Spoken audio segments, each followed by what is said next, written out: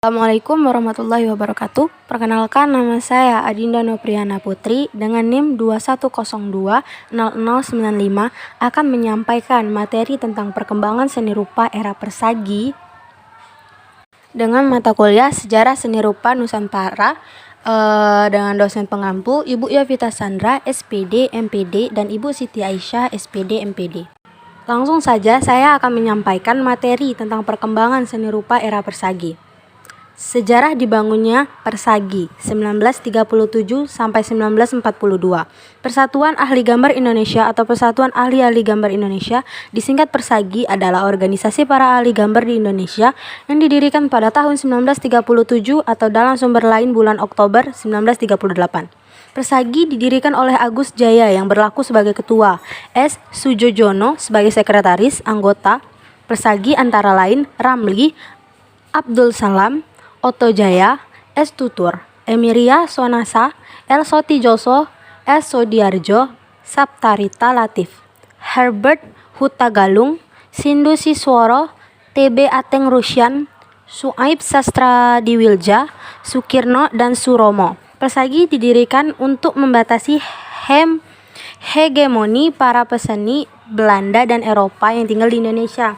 Pada masa itu, seni rupa hanya bertema keindahan alam Hindia Belanda atau dikenal dengan Mo-Indi, karena memang ditujukan untuk promosi wisata saja dan berkebalikan dengan kondisi masyarakat kala itu sebelum Jepang masuk ke Indonesia. Penetrasi propaganda sudah dilakukan dalam berbagai bentuk dan bidang, diantaranya dalam bidang seni rupa.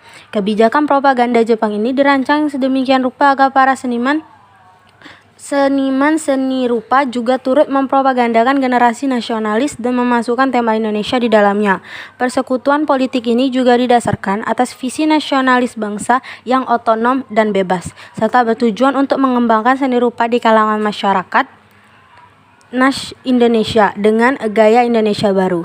Gaya tersebut mengadopsi teknik bangsa Eropa pada abad ke-20 dengan materi garapan gaya Indonesia. Ketika Jepang menyerbu Indonesia, Persagi dibubarkan oleh pemerintah Jepang bersama dengan organisasi lainnya.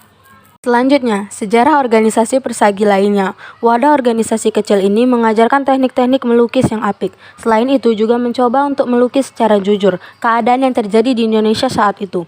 Mengingat bahwa Avandi beserta teman-temannya belajar di sekolah lukis, sampai akhirnya Sujojono menyumbangkan ide membentuk Persagi. Rapat pertama membuahkan hasil di mana Agus Jaya didapuk sebagai ketua, sedangkan Sujojono menjadi sekretarisnya. Mengenal Persagi menjadi simbol dan permulaan para pelukis di Indonesia yang mencoba melawan bangsa Barat dengan cara mencoba mencari identitas dan corak seni rupa di Indonesia.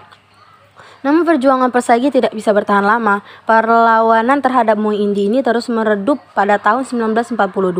Pada masa pendudukan Jepang, mereka menghapus segala organisasi bentuk Belanda dan menyederhanakan organisasi yang dibentuk masa penjajahan Belanda. Jepang sendiri mendirikan organisasi di berbagai bidang, contohnya di bidang kesenian. Lembaga kesenian tersebut bernama Keimin Bunkasidoso. Kebijakan Jepang ini dibuat agar para seniman dapat mempropagandakan gerakan nasionalis dan memasukkan ciri khas Indonesia di dalamnya. Hal ini menguntungkan di sisi Jepang. Selanjutnya, tujuan berdirinya Persagi. Berdirinya Persagi mempunyai tujuan agar para seniman lukis Indonesia dapat menciptakan karya seni yang kreatif dan berkepribadian Indonesia. Tujuan tersebut berlandaskan pada sisi untuk mencari sintesis dari lukisan tradisional dan modern, serta mengembangkan gaya mereka sendiri yang bercirikan keindonesiaan.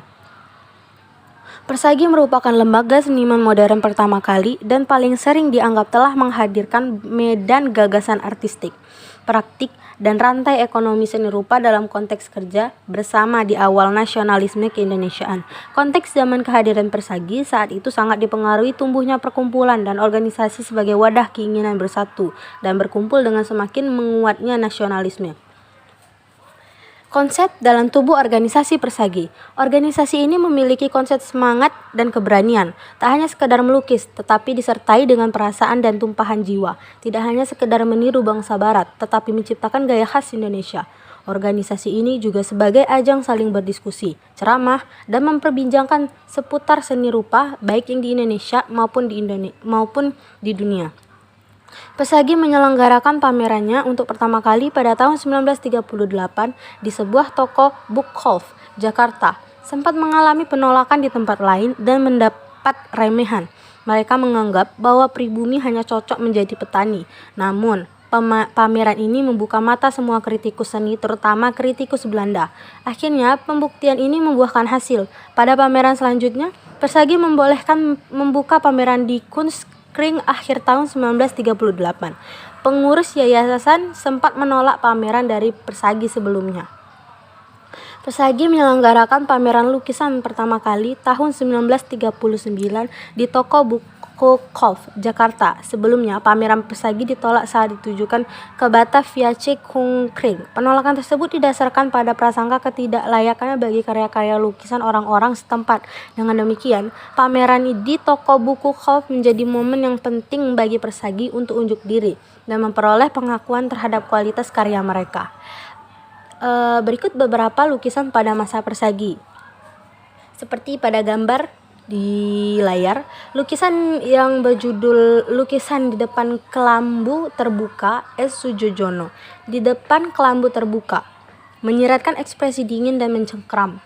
Duka nestapa sangat terlihat dalam raut muka wanita tersebut. Pandangan matanya yang nanar dengan jelas merefleksikan kemiskinan yang kemudian memaksanya untuk menjadi PSK di Batavia. Lukisan tersebut juga menggambarkan latar sosial Hindia Belanda pada tahun 1930-an yang sedang dilanda krisis ekonomi selama bertahun-tahun. Sosok wanita dalam lukisan "Di depan kelambu terbuka" tersebut menjadi rahasia keluarga Sujojono. Wanita yang akhirnya diketahui bernama Adesi dari Cirebon melarikan diri dari orang tuanya karena dipaksa untuk menikah dengan pilihan mereka. Kala itu Sujojono bertemu dengan Adesi yang berprofesi sebagai seorang penjajah tubuh di daerah Senen. Saat ini lukisan Adesi menjadi penghuni Istana Kepresidenan Bogor. Selanjutnya, lukisan Ibuku Menjahit. Lukisan Sujojono Ibuku Menjahit pada tahun 1935 ini merupakan karya Sujojono sebelum masa kelahiran Persagi. Pelukis ini memang mempunyai pandangan yang humanis dengan perhatian besar pada orang-orang di sekitar atau di sekelilingnya. Pada masa kini, Sujojono beberapa kali melukis tema tentang ibunya dalam potret maupun dalam aktivitas domestiknya. Selanjutnya, lukisan yang berjudul Pertemuan karya Oto Jajah. Karya lukisan berjudul Pertemuan pada tahun 1947 ini isinya dapat ditafsirkan dengan berbagai interpretasi. Hal itu karena secara tekstual, objek-objeknya mengandung potensi naratif yang multi-interpretatif. Laki-laki dengan perempuan duduk di depan ranjang. Laki-lakinya masih berpakaian lengkap dengan jas dan pecis, sementara kebaya wanitanya terbuka. Gestur tubuh kedua orang itu bisa mengisyaratkan komunikasi yang berisi keintiman, bisa juga konflik, sekaligus humor. Setting ini bisa terjadi dalam kehidupan rumah tangga, dalam hubungan percintaan di luar rumah, atau bahkan dalam indikator visualnya bisa mengarah pada potret sebuah bordil di tahun 1940-an. Namun lebih dari itu, lukisan dengan pengolahan figur-figur naif, warna cerah, dan garisnya yang linier ini dapat memberikan komentar kehidupan yang tajam. Karya-karya Oto Jajah memang bercirikan karakter yang naif, selalu dapat menangkap jiwa kehidupan masyarakat, dan bingkai dalam warna humor yang satiris. Tema-tema lain yang digarap juga banyak berisi sindiran tentang kemunafikan lingkungan sosial. Poin-poin seperti ini yang belum dijamah oleh pelukis pada masa tersebut, sehingga Persagi hadir dengan semangat dan keberanian tinggi, memperlihatkan realitas sesungguhnya. Terlepas dari kita mengenal lebih dalam tentang organisasi ini, yakni Persagi, induk organisasi ini tentu membuka mata para pengamat dan kritikus lukisan pada masa tersebut. Mereka dengan berani mendobrak apa yang telah menjadi ciri khas seni rupa yang hanya menampilkan keindahan Hindia Belanda semata. Masih sedikit, bahkan sebelum ada yang berani mengungkap realitas asli yang terjadi di tanah air. Perjuangan yang mulia ini akhirnya menyadarkan mereka tentang realitas yang tengah terjadi dari sisi bangsa yang terjajah. Sekian dari saya. Terima kasih sudah menyaksikan presentasi saya. Assalamualaikum warahmatullahi wabarakatuh.